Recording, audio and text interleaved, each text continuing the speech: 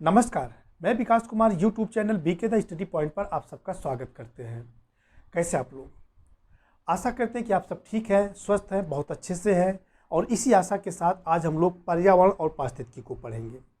पिछली वीडियो में हम लोगों ने प्रदूषण के प्रकार को पढ़ा था और देखा था कि प्रदूषण को मुख्य रूप से 4 भागों में बांटा गया है। उसमें जो पहला प्रकार था वो था पर्यावरण के भाग के आधार पर। तो पर्यावरण के भाग के आधार पर प्रदूषण 3 भागों में बांटा गया था: वायु प्रदूषण, जल प्रदूषण और मृदा प्रदूषण। आज हम लोग उसमें से वायु प्रदूषण को पढ़ेंगे। वायु प्रदूषण का जो टॉपिक है काफ़ी बड़ा है, इसलिए इसको हम 3 भागों में यानी कि 3 वीडियो में बनाकर अपलोड करेंगे। उसका ये आज पहला वीडियो है।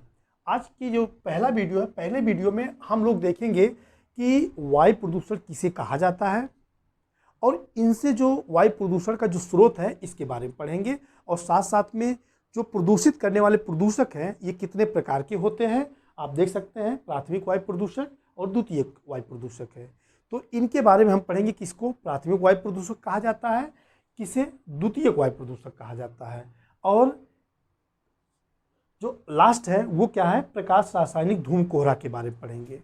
ये सब चीज़ हम समझाएंगे, आपका कॉन्सेप्ट भी क्लियर हो जाए, क्योंकि जो चीज़ हम समझाने जा रहे हैं ये अब तक परीक्षाओं में पूछे जा चुके हैं और बार बार पूछे भी जाते हैं।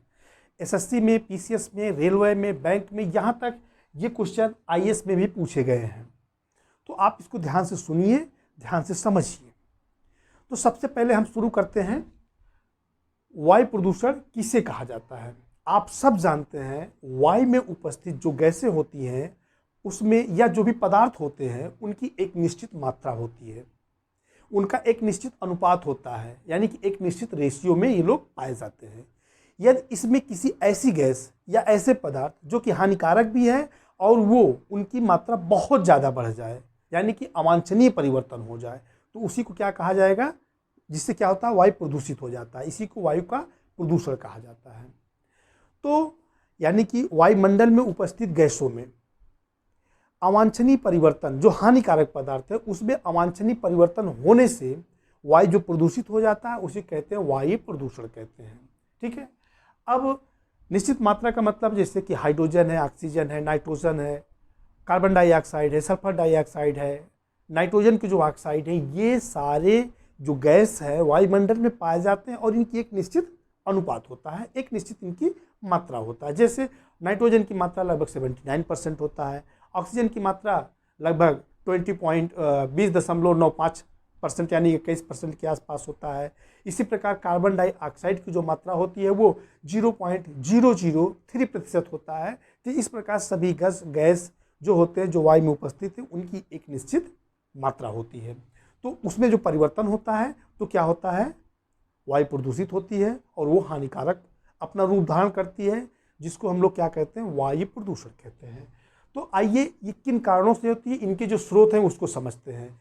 इनके जो है वायु प्रदूषण के 2 स्रोत हैं। एक तो प्रकृति जो है स्वयं है, दूसरा मानव जो हम लोग हैं, हम लोग वायु को प्रदूषित कर रहे हैं। हम लोग सबसे ज़्यादा जिम्मेदार हैं वायु को प्रदूषित करने के लिए, क्योंकि जो प्रकृति स्वयं करती है वो खुद अपने आप एडजस्ट कर लेती है। हालांकि हम लोग भी जो करते हैं वो भी प्रकृति एडजस्ट करती है, लेकिन उसका तरीका थोड़ा कुछ और है, जिससे हम लोग वास्तव में काफ़ी हम लोग को उसकी सज़ा के रूप में भुगतना पड़ता है। चलिए उस पर बाद में डिस्कस किया जाएगा। समझना है कि ये प्रकृति जो है, प्रकृति के द्वारा जो है जो स्रोत है वायु को प्रदूषित करने वाला वो कैसा है। पहली बात जो वनाग्नि होता है, वनाग्नि क्या है, आप जानते हैं कि प्रकृति में बहुत सारे जंगल हैं, है ना। तो उन जंगलों में जो लकड़ियाँ होती हैं, पेड़ पौधे होते हैं, उसमें से कुछ पेड़ पौधों की जो लकड़ियाँ होती हैं ज़्यादा ज्वलनशील होती हैं, कुछ कम ज्वलनशील होती हैं। जो ज़्यादा ज्वलनशील है, मान लीजिए बड़े बड़े पेड़ हैं, सूखे हैं उनकी डालियाँ, उनकी शाखाएँ, वो जो शाखाएँ आपस में क्या करती हैं, हवा चल रही है तो आपस में रगड़ रही हैं, घर्षण हो रहा है। घर्षण होने से क्या होता है, कभी कभी आग लग जाती है और वो इतना बृहद रूप ले लेता है कि पूरा जंगल, यानी कि पूरा जंगल तो ना कहें तो जंगल का बहुत बड़ा हिस्सा यानी सैकड़ों किलोमीटर तक जल जाता है। जिसके कारण क्या होता है, जब जंगल जलते हैं, लकड़ियाँ जलती हैं या उसमें जो उपस्थित जानवर भी जलते हैं, वहाँ पर अगर मान लीजिए कोई खदान है या कोयला है ऐसा है वो भी जलते हैं, तो उनके जलने से क्या होता है, ये गैसें वायुमंडल में पहुंचती हैं, साथ साथ धुआं भी पहुंचता है। बहुत सारी गैसें हैं, जैसे सल्फर डाइऑक्साइड है, नाइट्रोजन के ऑक्साइड है, कार्बन के ऑक्साइड है, ये क्या करते हैं वायुमंडल में पहुंच जाते हैं और वायुमंडल में पहुंच करके अपनी मात्रा को ज़्यादा बढ़ा देते हैं। एक तो ये हानिकारक है, ऊपर से वायुमंडल में जाके अपनी मात्रा को भी ज़्यादा बढ़ा देते हैं। तो क्या होता है, इससे वायु प्रदूषित हो जाता है। तो ये वनाग्नि होता है। अथवा तथा क्या है, ज्वालामुखी उद्गार होता है। ज्वालामुखी आप जानते हैं, जब ज्वालामुखी उद्गार होता है तो वहाँ से भी आग निकलता है, गैसें निकलती हैं, तमाम गैसें निकलती हैं और ये गैसें कहाँ पहुँचती हैं, वायुमंडल में पहुँचती हैं और वायुमंडल क्या करती हैं, प्रदूषित करती हैं। ये मनुष्य द्वारा नहीं होता है, ये प्रकृति के द्वारा स्वयं होता है और ये क्या करती है, जाके वायु को प्रदूषित करती हैं। और इसके अलावा जो भी जैविक पदार्थ है, मान लीजिए भूकंप ही आया और उसमें क्या हुआ, पेड़ पौधे दब गए, भूकंप आया तो पेड़ पौधे या जीव जंतु वनस्पतियाँ कुछ भी है या कुछ जानवर हैं मर गए हैं, मरने के बाद वो सड़ने लगते हैं, गलने लगते हैं। सड़ने गलने से क्या होता है, ये गैसें कहाँ पहुँचती है, वायुमंडल में पहुँचती हैं और वायुमंडल में अपनी जो है उपस्थिति को बढ़ा देती हैं, यानी अवांछनीय परिवर्तन हो जाता है जिससे कि वायुमंडल प्रदूषित होता है। तो पहला स्रोत जो था वो क्या है, प्राकृतिक स्रोत, और दूसरा है मानवजनित स्रोत। मानवजनित स्रोत में तो आप जानते ही हैं क्या हो रहा है, बड़े बड़े कल कारखाने खोले हैं, फैक्ट्रियां हैं, है ना, बहुत आप देख रहे हैं जितने वाहन हैं, वाहन से जो हम लोग डीजल पेट्रोल का इस्तेमाल करते हैं, ये जब जलती है तो ये सारी गैसें कहाँ पहुँचती है, वायुमंडल पहुँचती है, जो कि जहरीली होती है। कार्बन मोनोऑक्साइड गैस तो बहुत ही खतरनाक होती है, ये पहुँचती है वायुमंडल में तो वायुमंडल क्या करती है, प्रदूषित करती है। और प्रदूषित करने का मतलब जानते हो, वायुमंडल प्रदूषित ही हो रहा है। इसके अलावा गांव में आप देख रहे हैं थोड़ा सुधार तो हुआ है, लोग गैसों पे खाना बना रहे हैं, लेकिन थोड़ा सुधार हुआ है, ज़्यादा मात्रा में नहीं। अब भी लोग लकड़ियों को काट काट करके उसका सुखा करके क्या बनाते हैं, भोजन बनाते हैं। या जो गोबर है, गोबर का उपली बनाया जाता है, उपली हम लोग कंडी कहते हैं गाँव में, तो उससे भी लोग खाना बनाते हैं। जब खाना बनाएंगे तो उसमें तो मिलती है, उसमें मिलने के साथ साथ आप जानते हैं उससे धुआं भी निकलता है और बहुत सारी हानिकारक गैसें भी निकलती हैं जो वायुमंडल में पहुंच करके वायु को क्या करती हैं, ये प्रदूषित करती हैं।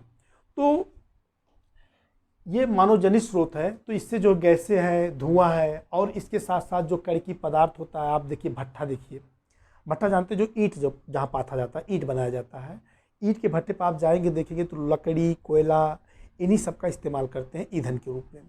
और ये जब जलता है तो धुआं और गैसों के साथ साथ छोटे छोटे कण भी जो है, कण की पदार्थ भी है, पूरा वायुमंडल में ये फैल जाते हैं। तो इसके बारे में बाद में बात करेंगे। तो ये जो है वहाँ पहुँच करके क्या करते हैं, वायु को ये प्रदूषित कर देते हैं। और बाकी उष्मीय पदार्थ को जलाने से भी हम आपको बता ही चुके हैं। तो इससे क्या होता है, वायु प्रदूषित होता है। तो यानी कि जो दो स्रोत हम पाए हैं, पहला स्रोत है ये प्राकृतिक स्रोत है, दूसरा है मानवजनित स्रोत है। दोनों स्रोत से वायुमंडल की वायु जो है प्रदूषित होती रहती है। तो जो वायुमंडल में गैसें जाकर वायु को प्रदूषित करती हैं उनको क्या कहा जाता है, उनको प्रदूषक कहा जाता है। गैसें ही नहीं, जो भी पदार्थ वायु में पहुंच करके वायु को प्रदूषित करती है उनको प्रदूषक कहा जाता है। यदि देखा जाए तो प्रदूषक को भी दो भागों में बांटा गया है। एक को कहा गया है प्राथमिक वायु प्रदूषक और दूसरे को कहा गया है द्वितीयक वायु प्रदूषक। अब आप कहेंगे कि ये प्राथमिक वायु प्रदूषक क्या है। अब हम आपको बता दें, जो प्राथमिक वायु प्रदूषक है वे प्रदूषक जो अपने स्रोत से निकलकर वायु में पहुंच करके हानिकारक प्रभाव छोड़ने लगते हैं, उनको क्या कहा जाता है, प्राथमिक वायु प्रदूषक कहा जाता है। जैसे कार्बन मोनोऑक्साइड है, आप वाहनों का इस्तेमाल करते हैं, वाहनों से निकलने वाली गैसों में एक गैस है कार्बन मोनोऑक्साइड। ये वायुमंडल में पहुंचती है, वायु में पहुंचने के बाद अपना हानिकारक पदार्थ छोड़ती है। कैसे, आप श्वसन क्रिया करते हैं, श्वसन क्रिया में क्या करते हैं, ऑक्सीजन को आप लेते हैं और कार्बन डाइऑक्साइड को छोड़ते हैं। ऑक्सीजन क्या होता है, फेफड़े में पहुंचती है वायु के द्वारा, उसमें नाइट्रोजन, कार्बन डाइऑक्साइड और कार्बन मोनोऑक्साइड भी होता है। तो जो ब्लड में हीमोग्लोबिन होता है, वो हीमोग्लोबिन ऑक्सीजन के साथ क्रिया करके क्या बना लेता है, ऑक्सी हीमोग्लोबिन बना लेता है और फिर ऑक्सीजन को कोशिकाओं तक ले जाकर छोड़ता है। लेकिन यदि फेफड़ों में कार्बन मोनोऑक्साइड है तो हीमोग्लोबिन ऑक्सीजन को नहीं ग्रहण करता है बल्कि कार्बन मोनोऑक्साइड को ले लेता है।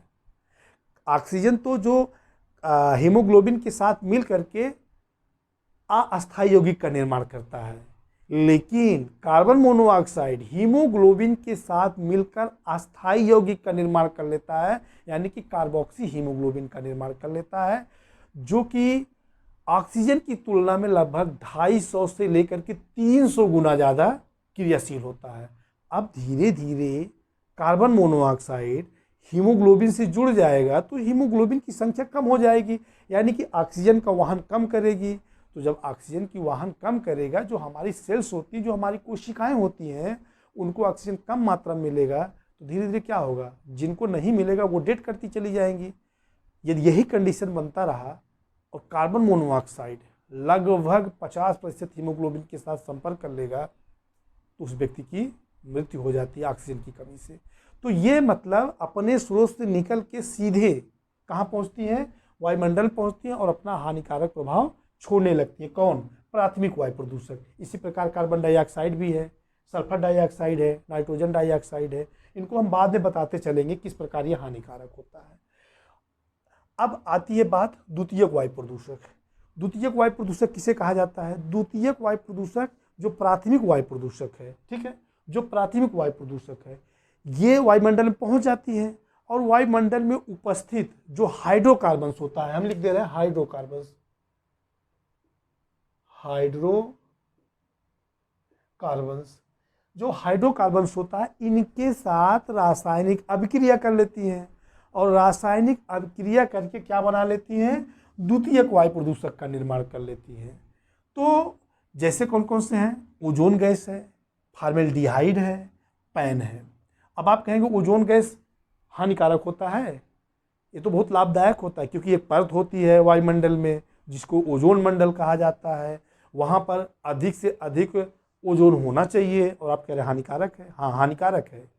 वायुमंडल की जो ऊपरी परत है, माने कि ओजोन मंडल में, वहाँ तो लाभदायक है, लेकिन निचली सतह यानी क्षोभ मंडल में ये हानिकारक प्रभाव छोड़ती है। कैसे छोड़ती है अभी हम बाद में बताएंगे, अभी बताते चलेंगे। तो इसमें द्वितीयक जो वायु प्रदूषक है वो है कौन? ओजोन है, फॉर्मेल्डिहाइड है और पैन है। पैन का जो फुल फॉर्म है पर ऑक्सी एसिटिल नाइट्रेट। ये भी क्वेश्चन पूछा जा चुका, पैन का फुल फॉर्म, तो इसको आप जो है याद कर लीजिएगा। पैन का जो फुल फॉर्म होता है पर ऑक्सी एसिटिल नाइट्रेट होता है, और ये क्या है? द्वितीयक प्रदूषक होता है। द्वितीयक प्रदूषक का निर्माण कैसे होता है? प्राथमिक वायु प्रदूषक के कारण होता है। जो प्राथमिक वायु प्रदूषक होता है वायुमंडल में पहुंचती है और वायुमंडल में उपस्थित हाइड्रोकार्बन के साथ रासायनिक क्रिया करके इन द्वितीयक वायु प्रदूषक का निर्माण करती है। ठीक है, चलिए, जो हो गया सो हो गया। अब हम देख रहे हैं वायुमंडल प्रदूषित हो गया है, तो वायुमंडल साफ कैसे होगा? वायुमंडल में जो छोटे छोटे कण होते हैं और भी जो है पदार्थ है, वो कैसे साफ होते हैं? तो जो साफ करने का जो सबसे अच्छा तरीका है प्रकृति का, वो है वर्षा। जब बरसात होता है तो क्या करते हैं, वायुमंडल में जो भी प्रदूषित है उनको जो है पानी के साथ जो है वायुमंडल से पृथ्वी पर लेके चले आते हैं, यानी कि वायुमंडल को, वायु को साफ कर देते हैं। लेकिन उसमें भी लफड़ा है। जो कण 2 माइक्रोन से छोटे होते हैं वो वर्षा या शीत या ओस से ये पृथ्वी पर नहीं आ पाते हैं, मतलब वायु में ही लटकते रहते हैं, पड़े रहते हैं। तो 2 माइक्रोन से छोटे कोई भी कण पानी के माध्यम से नहीं आ पाते हैं। ये जो है 2 माइक्रोन से बड़े ही जो होते हैं वही पानी से साफ हो पाते हैं, या ओस से, शीत से। ये शीत जानते हैं ना, जो सुबह आप सो के उठेंगे, बहुत सुबह मॉर्निंग में देखेंगे घास में पानी की बूंदें दिखाई पड़ती है, वो ओस है। तो उनके माध्यम से वो वायु से आ जाते हैं। तो चलिए, अब हमको देखना है इसमें प्रकाश रासायनिक धूम्र कोहरा। तो शब्द थोड़ा बड़ा है और समझना भी जरूरी है। तो जो प्रकाश रासायनिक धूम्र कोहरा में 3 चीज़ आपको दिखाई पड़ेगा। एक है प्रकाश, दूसरा है रासायनिक अपक्रिया और उनसे उत्पन्न होने वाला कोहरा। ये होता कहाँ पे है?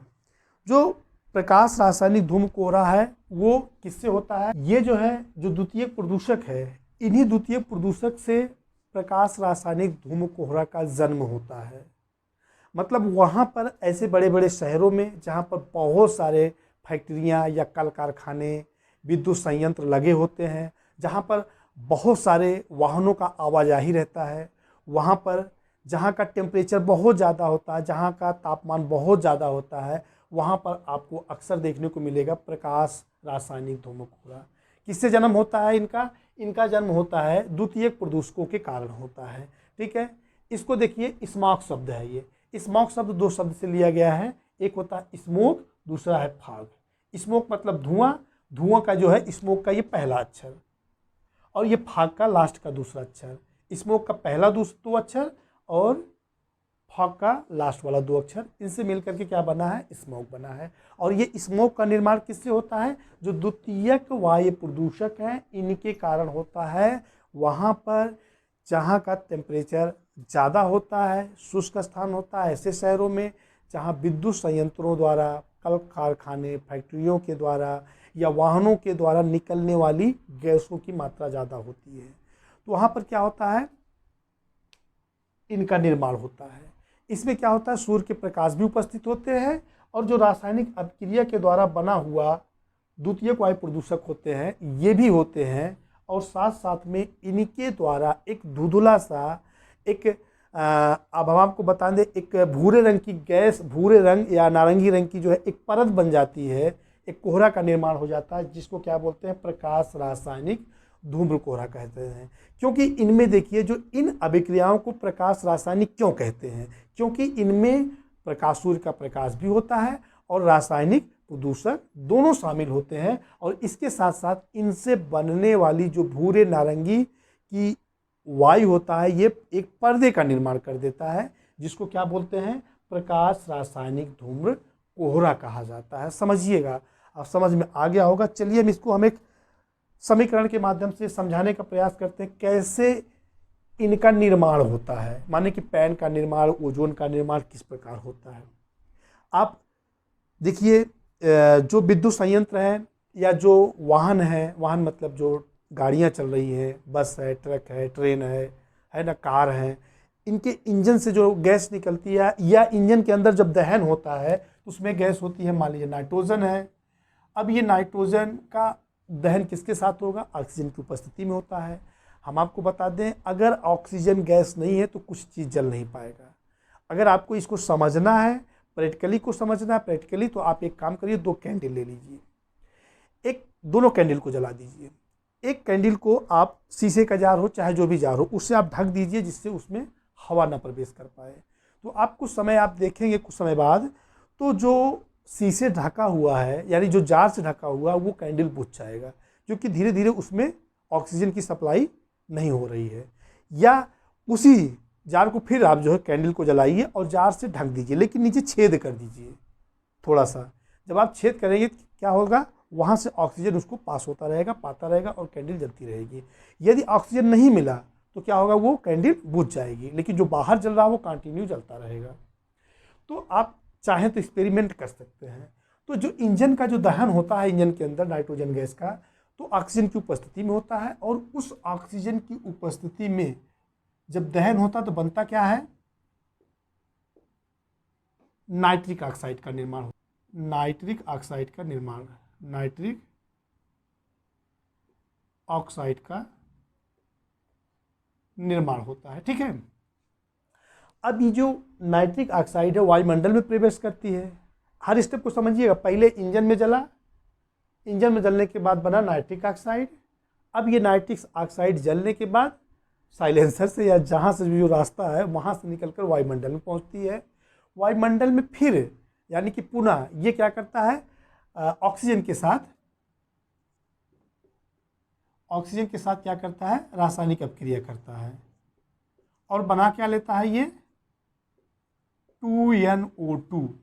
ये 2NO2 क्या होता है? इसको कहा जाता है नाइट्रोजन डाइऑक्साइड। डाइऑक्साइड मतलब दो, इसमें ऑक्सीजन की मात्रा अणु दो है, तो बना लेता है नाइट्रोजन डाइऑक्साइड। लिख देते हैं इसको हम नाइट्रोजन डाइऑक्साइड। चलिए बोल रहे हैं, लिखेंगे तो बहुत समय लगेगा, लिखने का कोई फ़ायदा नहीं होगा फिर। तो ये नाइट्रोजन डाइऑक्साइड जब वायुमंडल में मतलब नाइट्रोजन डाइऑक्साइड का निर्माण हो जाता है, तो इसके ऊपर जो सूर्य की तेज किरणें, जिसमें कि अल्ट्रावायलेट रेज होती है, उनका जब इस पर प्रभाव मतलब इस पर पड़ता है, 2NO के ऊपर अल्ट्रावायलेट रेज, परावैंगनी किरणें, तो ये क्या करता है, फिर ये नाइट्रिक ऑक्साइड और नवजात ऑक्सीजन में ये टूट जाता है। किस में टूट जाता है, नाइट्रिक ऑक्साइड और मतलब नवजात ऑक्सीजन के एक एक परमाणुओं का निर्माण करता है।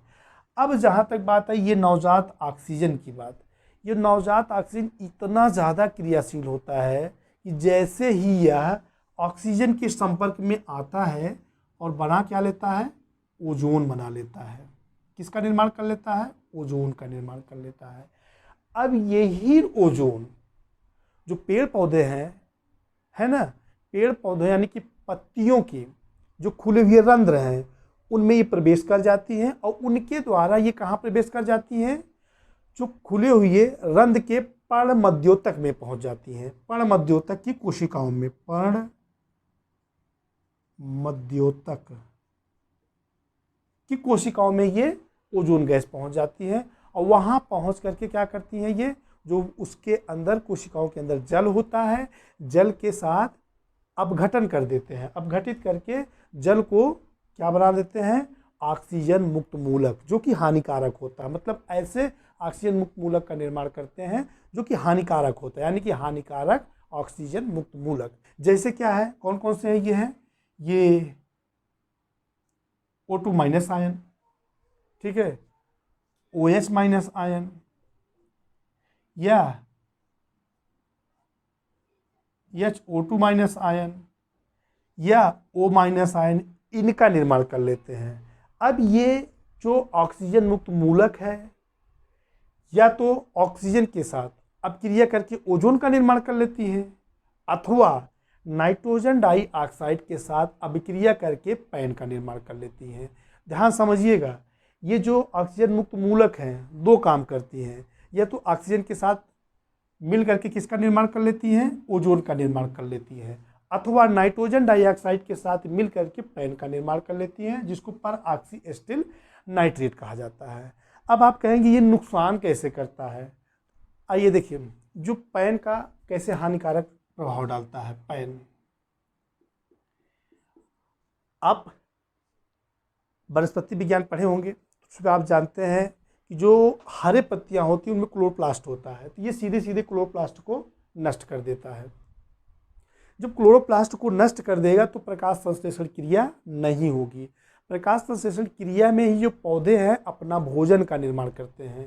जब अपने भोजन का निर्माण ये नहीं कर पाएंगे तो क्या होगा, तो पौधों में विकास ही नहीं हो पाएगा। कम भोजन पाएंगे तो कम विकास होगा। इनके द्वारा जो फल का उत्पादन होता है वो कमज़ोर होगा, यानी कि छोटे छोटे फल होंगे, उसमें कम तत्व पाए जाएंगे। तो कुल मिला के पैन से क्या होता है, पैन पत्तियों की जो क्लोरोप्लास्ट होते हैं हरी पत्तियों की कोशिकाओं में उसको ही नष्ट कर देता है, जिसके कारण क्या होता है, पौधे भोजन नहीं बना पाते हैं और पौधों का विकास रुक जाता है या बहुत कम होता है। इसके अलावा जो पैन कोशिकाओं के अंदर जो एंजाइम्स होते हैं, एंजाइम्स को भी ये नष्ट कर देता है। एंजाइम भी क्या करता है, बाहर से ली गई कार्बन डाइऑक्साइड को अवशोषित करके प्रकाश संश्लेषण में जहाँ पर प्रकाश की उपस्थिति नहीं होती है वहाँ पर ये क्या करते हैं, ये एंजाइम कार्बन डाइऑक्साइड ले करके सुक्रोज, फ्रक्टोज, ये सारी चीज़ का निर्माण करते हैं। तो ये भी नहीं कर पाएंगे, कुल मिला के भोजन का निर्माण नहीं हो पाता। इसके अलावा जो माइटोकांड्रिया होता है कोशिका के अंदर, उसमें क्या होता है, इलेक्ट्रॉनों का आदान प्रदान होता है, इलेक्ट्रॉनों का वाहन परिवहन होता है, तो उसको भी ये अवरोधित करता है। तो इस प्रकार पैन पौधों के लिए भी काफ़ी नुकसानदायक होता है।